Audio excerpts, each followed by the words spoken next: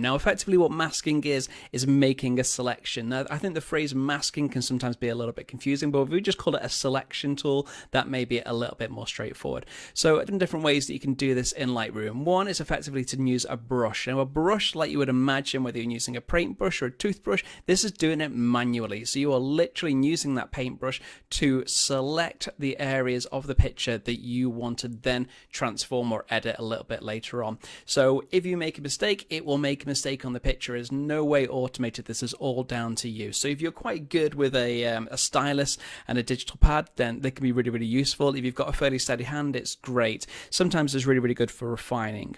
So the next option that you've got is selecting by subject. Now this comes down to the AI, as many of these masking tools do these days, and it looks at the picture and decides, okay, I think this is the main subject of the shot, and it selects it and creates a mask of it.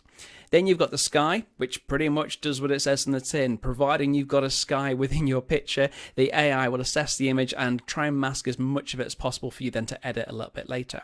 There is also a background, because again, not everybody's got a sky in the picture, but if you have got a subject, then you should have a background. So this tool is exactly designed to select everything apart from your subject. So the next up we've got is a linear gradient. A linear gradient is going to allow us to draw a mask top to bottom, or left to right, or even corner to corner if we prefer, so we can make some very gradual soft transitions across our shot.